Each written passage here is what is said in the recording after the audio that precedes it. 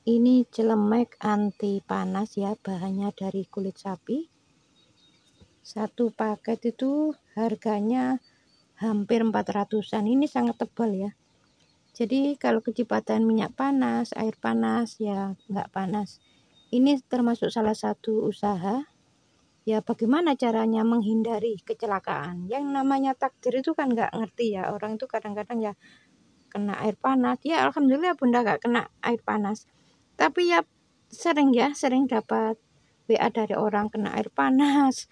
Terus ada orang ngomong kecepatan minyak panas, ada yang ketumpahan malah.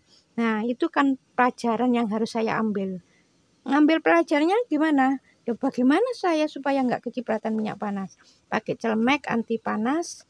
Ya harganya nggak terlalu mahal ya. Hampir 400 ini ya sudah ada sarung tangannya. Ini sangat tebal sarung tangannya. Ya mudah-mudahan setelah memakai celemek ini Allah itu memberikan kita keselamatan. Ya gitu aja. Jadi yang namanya takdir itu orang itu nggak tahu. Kalau sudah waktunya ya waktunya. Tapi bagaimana caranya supaya mengurangi resiko kecelakaan itu ya harus berusaha dulu.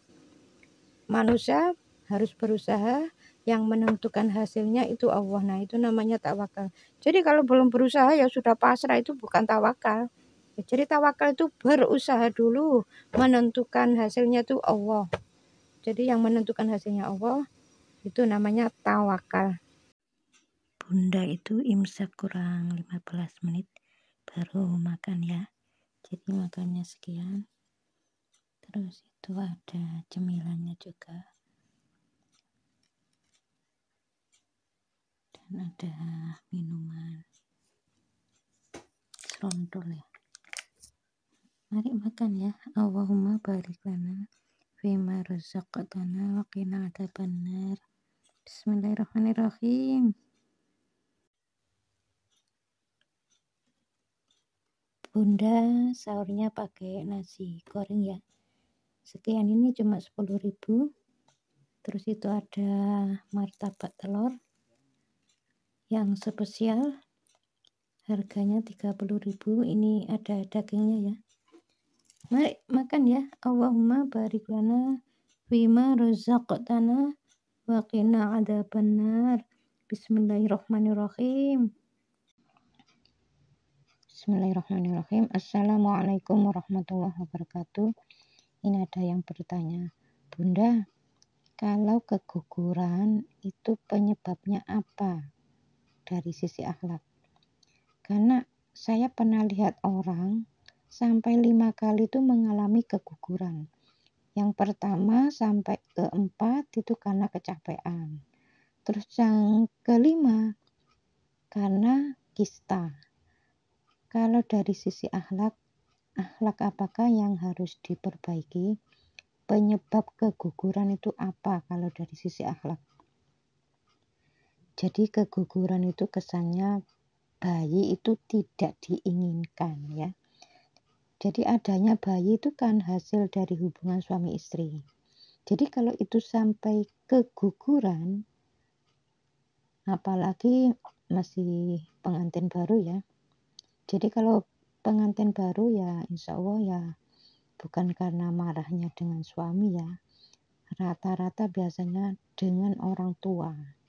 Jadi nanti dilihat kalau kistanya itu di ovarium berarti marahnya dengan ibunya itu sangat kuat. Kalau di rahim berarti dengan ayahnya atau suaminya. Tapi kalau masih pengantin baru ya insya Allah nggak dengan suaminya ya, biasanya dengan ayahnya. Jadi kalau ada orang mengatakan, oh ini kecapean, coba aja dites, nggak usah kerja. Ya nggak usah kerja, nggak usah capek-capek, coba. Kalau masih ada kemarahan nanti bisa muncul kista. Jadi kista dan kanker itu nggak langsung orang itu melakukan kemarahan langsung muncul, enggak. Ada proses ya. Jadi butuh waktu yang agak lama. Beda dengan orang itu kalau hatinya kaku ya nanti mual. Jadi kalau kaku hati ya tiba-tiba kaku hati ya mual. Kalau memang imannya bagus itu muncul lah tiba-tiba perutnya tuh terasa mual. Kalau ngomelin orang tua Nah itu mencret-mencret ya langsung biasanya. Jadi kalau imannya bagus, ngomelin orang tua apalagi ngomelnya tuh kuat ya mencret. Jadi kalau kista dan kanker ini butuh waktu. Jadi nggak melakukan kemarahan yang sangat kuat satu kali, marahnya tuh kuat ya, tapi satu kali terus muncul kista enggak gitu ya. Jadi kista dan kanker itu butuh waktu yang agak cukup lama ya. Jadi kalau gugur apalagi kesalahannya itu dengan orang tua, itu cepat sekali gugurnya. Jadi marah dengan orang tua besok gugur, itu bisa. Ya seperti teman bunda itu ya berulang kali gugur terus.